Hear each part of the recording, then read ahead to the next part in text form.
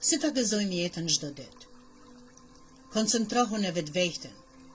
Kur të zgjohesh në mëngjes, mos del nga shtrati pa e falendëruar Zotin, që ta dha edhe një ditë ta gëzosh. Pastroju, shikoje veten e pasqyrë, thuje me zë: jam e bukur, e mençur, kam talente. Unë mund të bëj çka do që kam në mendje. Unë mund të kryj çka do që të filloj. Unë jam masterpiece. Dita juaj do të jetë ashtu si ti vendos ta kesh. Mos lejo askën të shndroj ditën e juaj në vujtje ose mjerim.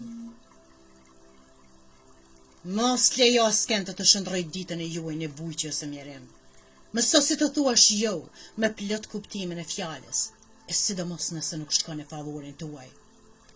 Respektoj të tjerët ashtu si çdon ti me kone respektuar. Po kur mos e lejo askën të shkel me këmbë, ose të përshtet për muri. Mos baj fjale thashë thëme të pavlera se nuk ja vlen.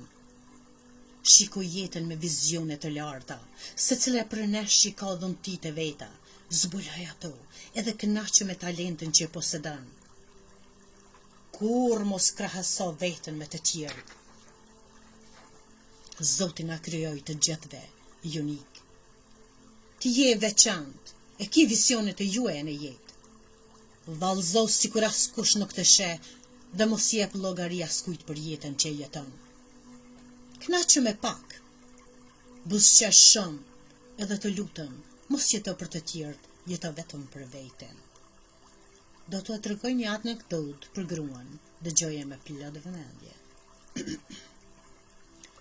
Në ditën e 6 të krijimit, Zoti punoi deri vonë sepse atë ditë krijoi gruan. Një angjëll erdhi dhe e pyeti: pse po bën aq shumë kohë me krijua gruan? Zoti ju përgjigj: me duhet të bëj shumë specifike këtë krijesë, sepse prej saj do të mvaret e ardhmja. Kjo grua duhet të funksionojë në të gjitha rastet dhe situatat. Gruaja do të jetë shtylla e familjes.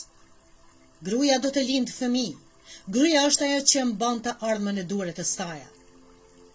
Gruaja do të bëj shumë gjëra në të njëjtën kohë.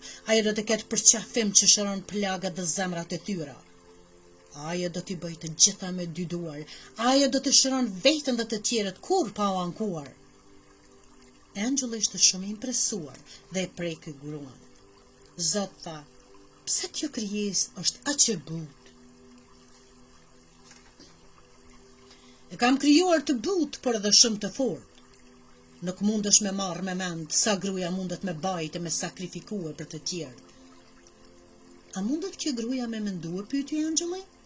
Jo që mundet me mendue, tha Zoti, por ka fuqinë me ndërmjetësue, me udhëzue, me këshillue, me negociue e me bërë të pamundure.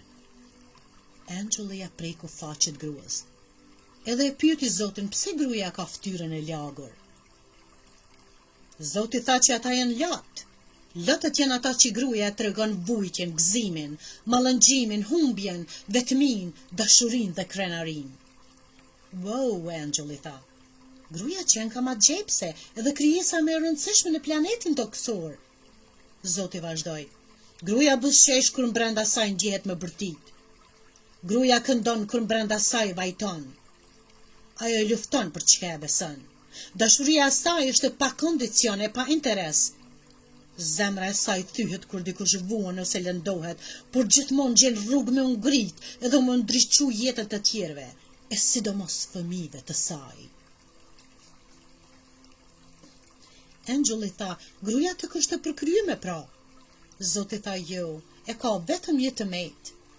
Shpesh ajo harron se e vlefshme është në këtë jetë.